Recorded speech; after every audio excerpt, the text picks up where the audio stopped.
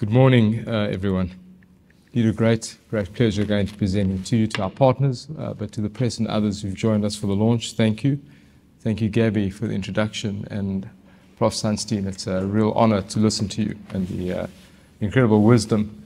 I'm going to focus on the science of habit formation and essentially some of the data that's emerging. I'm hoping that I get across to you what's complex data, but pretty simple, powerful findings, and coming out of that, hopefully, fairly simple heuristics that are powerful. So let me start by providing a bit of context. Obviously, our partners know this well, but to make the point, the vitality model, the shared value model, has formed out of a fairly simple issue. Obviously, emotionally and our purpose make people healthier has been a driving force for us and our partners here. But structurally, the insurance industry, life and health insurance, is probably the only actor outside of government that is more profitable when people are healthier. So unusually, we're completely aligned to our customers. And so this model of vitality was born around incentivizing people to do healthy things. That surplus of profitability that emerges, using that to fund the incentives, creating this virtuous cycle that's good for our customers, good for us as institutions, and very good for society. As you can see, there's no downside at all. But critically, the data coming out of the model has been powerful. And I put it to you, the data is incredibly important in understanding the effects of behavior change, etc. You need a lot of verifiable data to draw conclusions. Bear in mind there are only 3 deaths per 1,000 lives, so that's actually a good thing, I guess, but I'm saying it from a data perspective. So if you ought to draw conclusions from how many people die and mortality rates, you need a huge amount of verifiable data.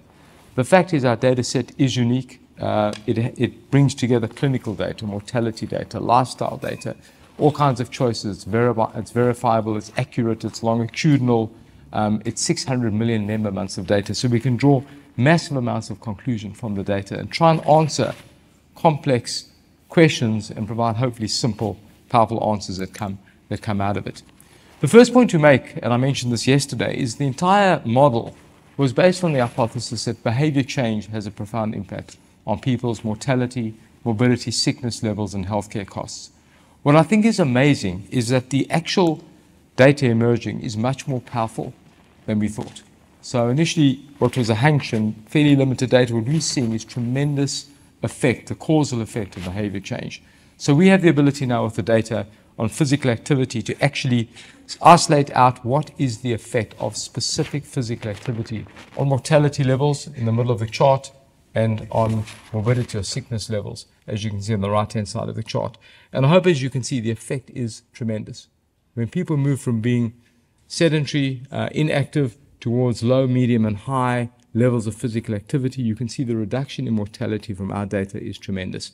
We've taken out all of the confounders, so you actually isolate the effect of that behavior change. It's tremendous. A 60% reduction in mortality or thereabout, up to that if you get to a high level of physical activity.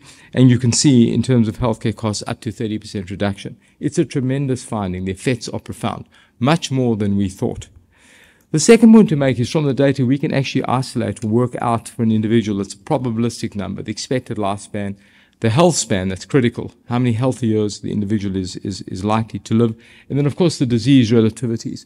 What risk factors and what potential diseases are likely to emerge over time. The data gives us that ability. But what I wanted to show you is the incredible elasticity. Not only is it significant, behavior change creates massive elasticity on health span and lifespan.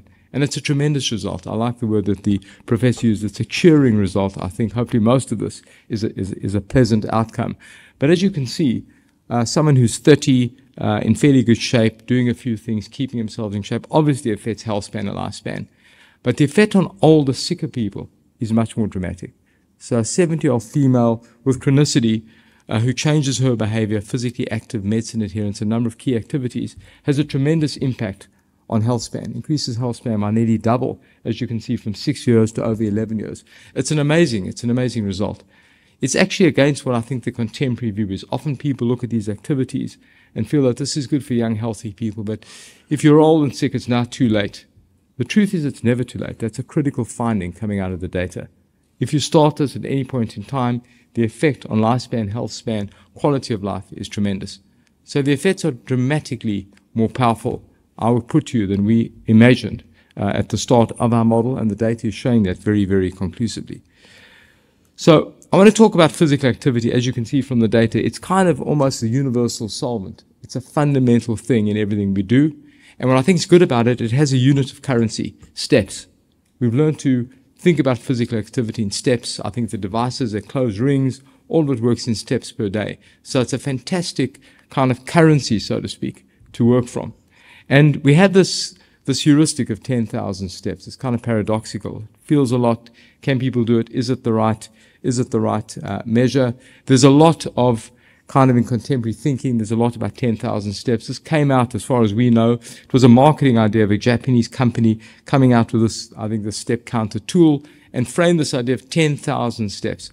I don't think at that point there was any science in that 10,000 steps, but there has been some data and has been some studies that show that it is in fact a very, very good framework, and it's kind of embedded in social media. People talk about 10,000 steps. That's what we need to do.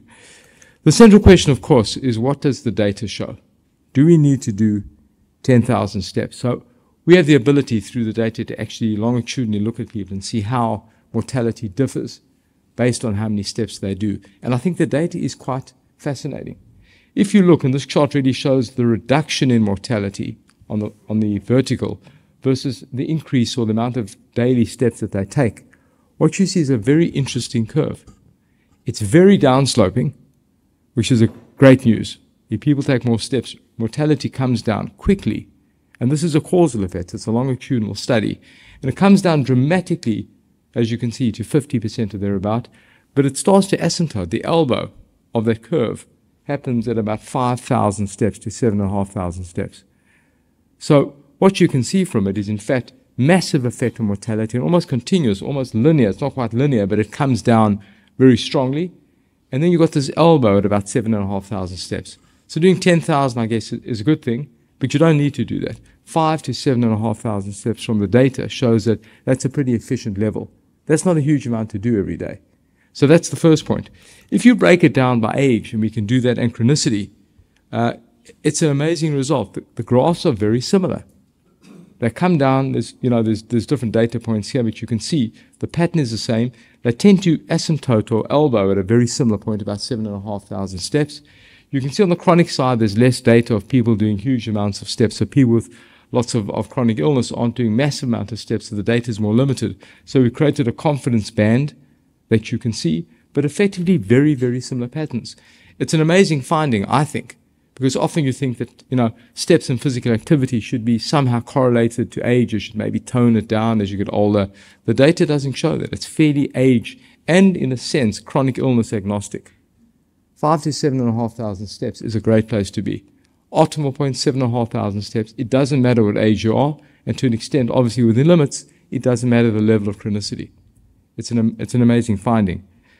So it shows you the power of just simple physical activity. Prof. Sunstein made the point of how you get people to do that. That's a trickier issue. But the first point to make is it's remarkably powerful. It really is a tonic, physical activity. And getting people to do 7,500 steps a day, as you can see, quickly reduces mortality. And I think the more you do, the better, even if you don't get there. Little amounts help. It's an amazing graph. There's no threshold. Just comes down smoothly, and then it turns at 7,500 steps.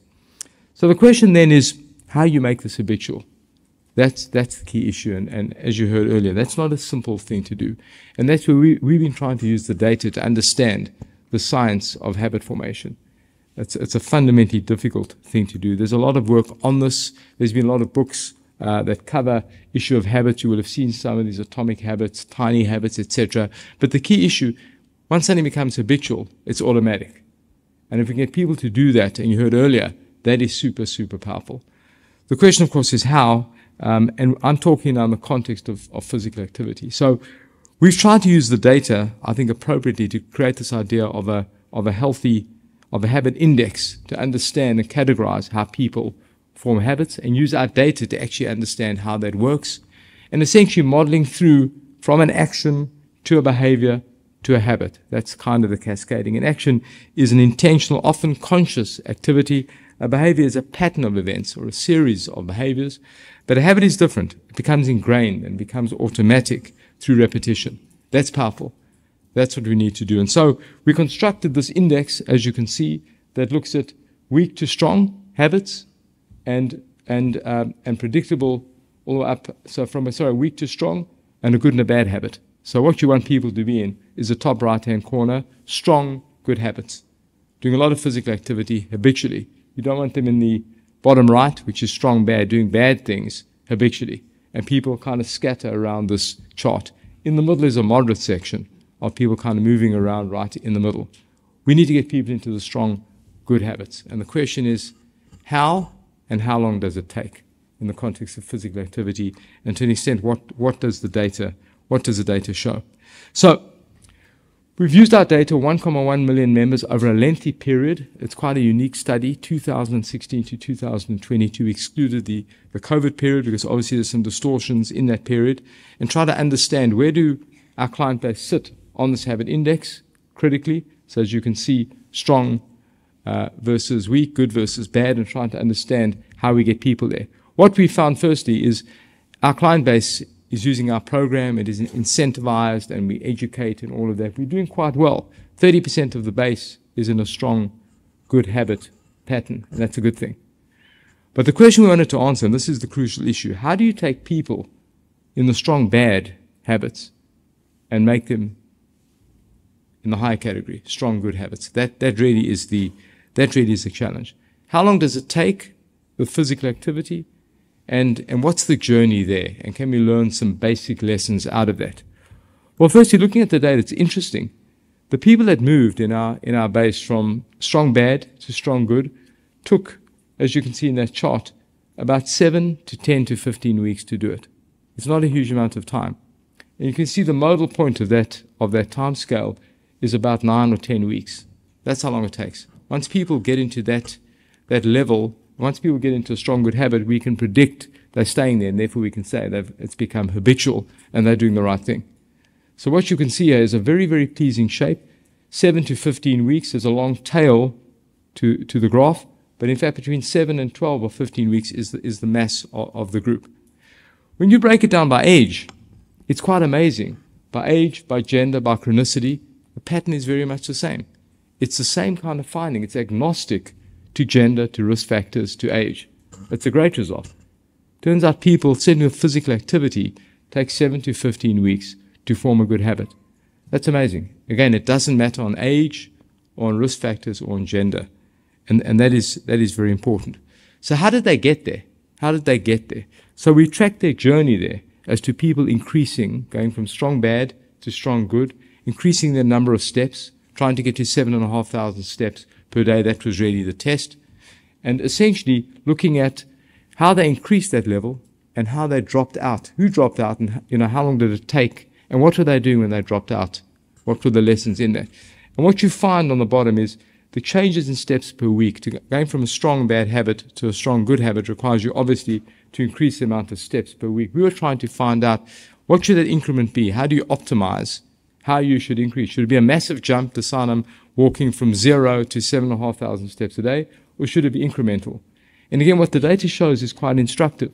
You find that the dropout rate is reasonable, but in fact it climbs obviously as the increments go up. So if you're doing 200 steps, extra 200 steps per day, per week, you'll find the dropout rate on that graph. But as you get to about 800, there's a sudden point of inflection. The dropout rate suddenly starts to climb. So kind of the optimal point is about 800 steps per day, per week extra. In other words, for each week, increase it by 800 steps a day. In those jumps, you're going to get the optimal point. If you go higher than that, you're going to see high levels of dropout. And I think that intuitively sounds right. Again, if you break the data down by age, by gender, by chronicity, it's fascinating. It's not exactly the same. As you can see, you get differences. But that kind of point where the dropout rate turns is quite consistent at about the 800 step mark. It's not a huge amount of steps. I was thinking about this. If you walk out of this room and walk, I think it's the Portman Square out here, this little grassy patch out here, and back, that's 800 steps. So that little increment per day, per week to get you to that target is going to get you to a good habit. It's a fascinating finding. So let me bring it together and make the point that while I think the data is complex and all the science behind it talks to a whole bunch of really complicated issues, and to the previous message, there's complexities in how people think. The data, I think, is very appealing. The amount of steps you have to take, 5,000 to 7,500, is not that much per day. The effects of mortality is dramatic. It doesn't take long for us to get people to create habitual behavior, good, strong habits, 7 to 15 weeks. That's what we're finding with physical activity. And the increments need to be small, 800 steps per day for the first week increase, and the second 1,600 in week 2, etc. And so we kind of see a pretty, hopefully, easy route. Here's one suggestion of how you can get there. Simply pick a target. If you're below 5,000 steps a day, try to get to 5,000. If you're at 5,000 or more, try to get to 7.5. But those ranges are fine. Don't sweat it. Take small increments, 800 steps per week, jump, and kind of plateau as you get there. And over time, you'll form a strong, good habit. That's what we're seeing. It's not as simple as all of that, but if people do that, if we can somehow find the right messaging to achieve that, not to make it too scientific, too daunting, simple increments, you'll fail, you'll come down, you'll plateau, it doesn't matter. But over time, and we need to learn about fun and about making it easy. But essentially the data shows you don't have to do that much, and the route to that, to getting there needs to be fairly informal and small incremental steps to make them fun. Don't throw too much science. Don't be daunting. Don't get people to do 10,000 steps. It's not going to work. That's what we're seeing from the data. And I hope you can see how consistent the data is by age, by gender, by risk factors. It's incredibly compelling. The other points to make from the data is just a few bits of other studies that we did, and I think they're very, very, very exciting, and I think good to see that habits have very powerful properties. Strong, good habits are very durable. Their half-life is longer than bad habits and weak habits. So we saw from our data the half-life of our strong, good habits are just under 6 years. You can see a lot longer than the other forms of habit. And strong habits are actually durable through things like COVID. So on the right-hand side on the bottom, nearly 70% of our base maintained those strong, good habits right through COVID and thereafter. So strong, good habits, in fact, are very, very durable. The other point, and I think this is critical, certainly to us and to society, strong, good habits are very protective. They bring down the risk of lowering the risk of disease. And when you look at the data longitudinally, you find that when people take steps, in this case, 7,000 steps just 3 times a week, you can see the reduction in psychiatric claims. This is UK data. If they're using talking therapies as well, it comes down 20%. And amazingly, for things like diabetes and cancer, a dramatic reduction in risk factors. As you can see on the right-hand side of the shot, 30-40% reduction in risk. It's a remarkably powerful aspect. The last point I'll make is just this is correlation. It's not causal, but it turns out that when people have good habits on physical activity, they tend to have good habits elsewhere. Their nutrition, their driving behavior, their sleeping hours. When you bring it all together, you can see the causality, the correlation between strong good habits and physical activity tends to have effects elsewhere. We've looked at the causal effect, and we've seen that physical activity often is a trigger event. Then when people become more physically active, it knocks on other issues, but it's incredibly powerful to see the correlation. So let me end by just making the point that the simple heuristics coming out of this could have a tremendous effect on society.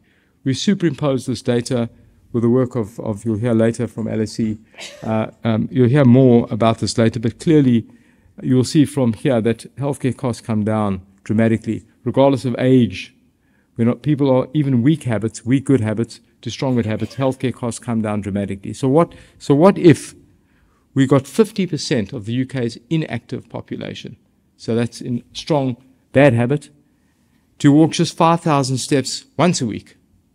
So not 7,500 every day, just 5,000 once a week. And what if we got the insufficiently active? So they were active and were but insufficiently so, to walk 5,000 steps 3 times a week. What you'll find from the data, it will bring down healthcare costs for the NHS by £15 billion. That's what the data shows. That's about 16% of inpatient costs. Not an easy thing to do, but it shows the power of just simple physical activity. So I hope I've explained what we've tried to achieve. The points I wanted to make, and I urge you to read the paper, is that the data is comprehensive, it's quite unique, and I think it gives us a great tool from which to draw strong conclusions. The effect of behavior change generally exceeds our expectations by a long shot, by multiples, and that's very, very pleasing. And I think the key thing we want to get out is that good behavior is not about young, healthy. It's about no matter where you are, get into good, strong habits. The effect is incredible. It's age agnostic, it's risk factor agnostic. It's very, very powerful. The third point is 10,000 steps is a great framing. You don't need to do that.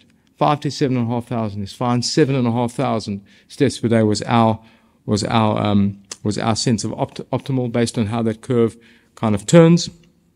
Habits take 7 to 15 weeks to form, and you get there through incremental small steps in physical activity. They're very, very durable, and they're very protective, and that's powerful. And if we can get this across at a societal level, the effect on society, on healthcare systems, on social security systems can be significant. So I urge you to read the paper. We've tried our best to bring complex data into simple form, but I think that's the power of this. And to just thank Cass earlier, I think that understanding of something cheerful, fun, easy is critical. We have to bring that to society in an easy way. But the results are staggering, I think, because of they're agnostic to age, to gender, to risk factors. They don't have to do that much, and you have to get there in a fun, easy way. Enough from me. Appreciate you listening. Thanks for this, and look forward to the rest of the day. Thank you.